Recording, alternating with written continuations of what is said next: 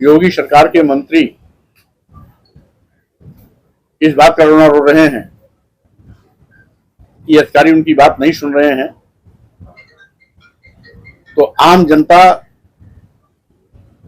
की उपेक्षा किस हद तक होती होगी, इसका अंदाजा लगाया जा सकता है। आज जब सरकार के मंत्री, सत्ता पक्ष के विधायक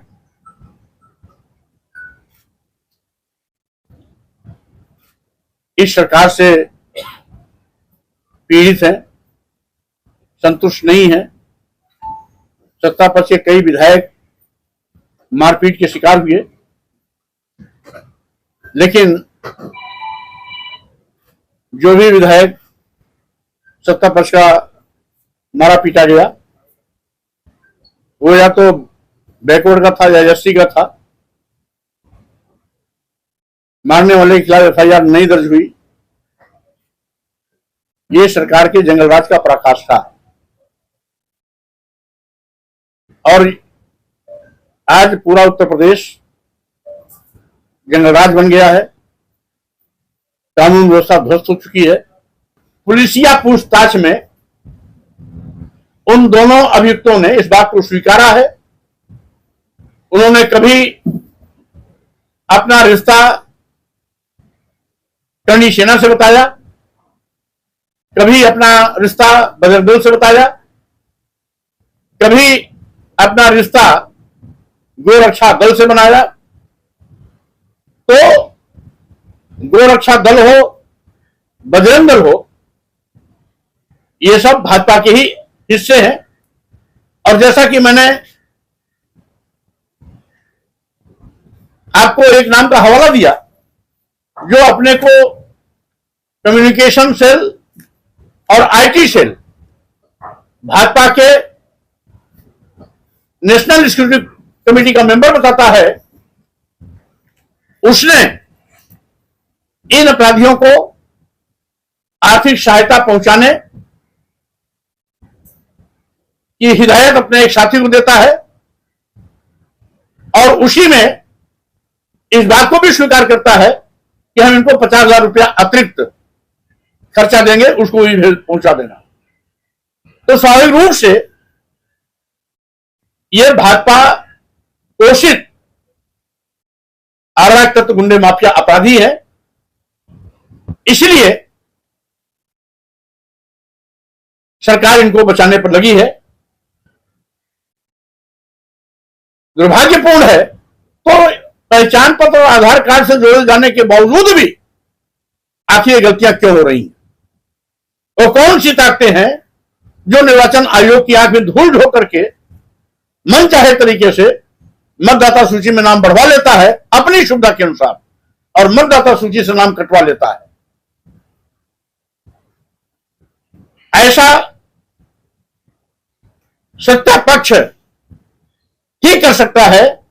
इसलिए निर्वाचन आयोग को ऐसे मामलों पर गंभीरतापूर्वक विचार करना चाहिए, जिससे कि पूरी दुनिया में जो भारत की लोकतांत्रिक व्यवस्था है, जिसकी लोग तारीफ करते हैं, आगे भी यहां के लोकतंत्र का और दूसरे देश के लोग लोहा मानते रहे और निर्वाचन आयोग की पारदर्शी क्रियाकलाप बनी रहे। इसलिए समय रहते निर्वाचन आयोग को इस पर गंभीरता से विचार करते हुए कि कैसे एकाएक लाखों नाम बढ़ जाते हैं और कैसे एकाएक लाखों नाम घट जाते हैं, इसका जिम्मेदार कौन है, जवाबदेह कौन है, इस जवाबदेह को सुनिश्चित करते हुए क्या उसके खिलाफ कानूनी कार्रवाई करेगी, क्या उसके खिलाफ अनुशासनात्मक या कानूनी कार्रवाई सूचित करेगी। अगर निर्वाचन आयोग ये कठोर कदम उठाता है तो हम समझते हैं मतदाता सूची से नाम कटाने और सुविधा अनुसार नाम बढ़ाने और घटाने की प्रक्रिया पर रोक लगेगा और निर्वाचन आयोग की दी गई व्यवस्था के अनुसार जो पारदर्शी तरीका है उसको फॉलो करके निष्पक्ष रूप से मतदाता सूची बनाई जाए और मतदान सुनिश्चित कराया जाए। इसीलिए आज इस प्रेस को मैंने आमंत्रित किया कि चूंकि मीडिया लोकतंत्र का चौथा स्तंभ है, जितनी जिम्मेदारी राजनीतिक पार्टियों की है लोकतंत्र की रक्षा करने की, उतनी ही जिम्मेदारी मीडिया की भी है। इसलिए हम मीडिया के माध्यम से मीडिया को साझा करते हुए निर्वाचन आयोग से मेरा आग्रह है कि निर्वाचन मतदाता सूची में हो रहे घालमेल पर प्रभावी अंकुश लगाया जाए। किसी पार्टी विशेष को खुश करने के लिए मतदाता सूची से न नाम काटा जाए न नाम जोड़ा जाए, बल्कि जो भी मतदान करने की आयु प्राप्त कर स्वामी प्रसाद मौर्य के जो आरोपी थे, जो हमलावर थे, वो अब सलाखों से बाहर आ चुके हैं, वो जेल से बाहर आ चुके हैं। उसके बाद बौखला के पूरी तरीके से स्वामी प्रसाद मौर्य, और उन्होंने योगी मंत्री पर, योगी सरकार पर, योगी पुलिस पर एक से बढ़कर एक खुलासा किया। उन्होंने आरोप लगाया और बताया कि क्या तमाशा चल रहा है, बताया कि किस तरीके से हम पर हमला किए गए, क्यों हमला किया गया। और दरअसल जो हमलावर था उन्होंने भी बयान दिया जेल से आने के बाद। उन्होंने कहा कि भाई साहब, हम धर्म को बचाना चाहते थे, हम सनातन को बचाना चाहते थे। मुझे तो ये समझ में नहीं आ रहा कि आजकल के जो नए नए गुंडे हैं, जो धर्म के नाम पर गुंडाईगिरी कर रहे हैं, जो मुसलमानों को बचाने का ठेका ले रखे हैं, हिंदुओं को बचाने का ठेका ले रखे हैं, भाई उनको ये मेरा सवाल है कि क्या कानून व्यवस्था नहीं है क्या सिस्टम मर गया है? कानून व्यवस्था है ना इन सब चीज़ों के लिए कि कोई धर्म को बर्बाद करेगा, हिंदुओं को बर्बाद करेगा, मुसलमानों को करेगा, उसके लिए कानून है, ना कि आप है। आप क्यों बढ़ के तोप बन रहे हैं भाई?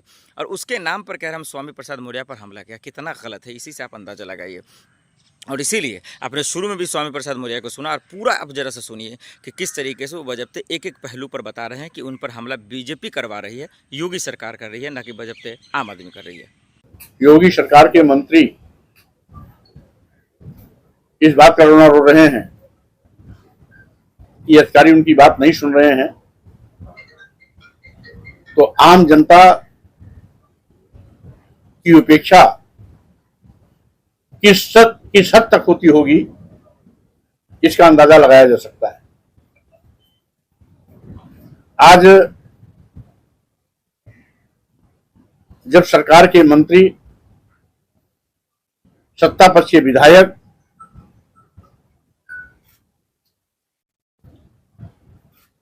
इस सरकार से पीड़ित हैं, संतुष्ट नहीं हैं, सत्ता पक्ष के कई विधायक मारपीट के शिकार हुए, लेकिन जो भी विधायक सत्ता पक्ष का मारा पीटा गया, वो या तो बैकवर्ड का था या एससी का था। मारने वाले के खिलाफ एफआईआर नहीं दर्ज हुई। ये सरकार के जंगलराज का पराकाष्ठा था। और आज पूरा उत्तर प्रदेश जंगलराज बन गया है, कानून व्यवस्था ध्वस्त हो चुकी है। पुलिसिया पूछताछ में उन दोनों अभियुक्तों ने इस बात को स्वीकारा है, उन्होंने कभी अपना रिश्ता करनी सेना से बताया, कभी अपना रिश्ता बजरंग दल से बताया, कभी अपना रिश्ता गोरक्षा दल से बनाया। तो गोरक्षा दल हो, बजरंग दल हो, ये सब भाजपा के ही हिस्से हैं। और जैसा कि मैंने आपको एक नाम का हवाला दिया, जो अपने को कम्युनिकेशन सेल और आईटी सेल भाजपा के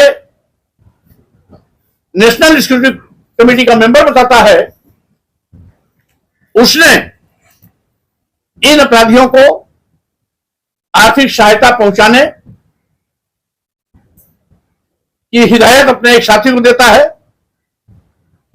और उसी में इस बात को भी स्वीकार करता है कि हम इनको 50,000 रुपया अतिरिक्त खर्चा देंगे, उसको भी पहुंचा देना। तो स्वाभाविक रूप से यह भाजपा पोषित अराजक तत्व गुंडे माफिया अपराधी है। इसलिए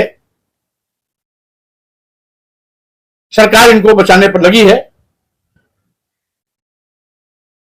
दुर्भाग्यपूर्ण है तो पहचान पत्र और आधार कार्ड से जोड़े जाने के बावजूद भी आखिर ये गलतियां क्यों हो रही हैं? वो कौन सी ताकतें हैं जो निर्वाचन आयोग की आंख में धूल झोंक करके मन चाहे तरीके से मतदाता सूची में नाम बढ़वा लेता है अपनी सुविधा के अनुसार और मतदाता सूची से नाम कटवा लेता है।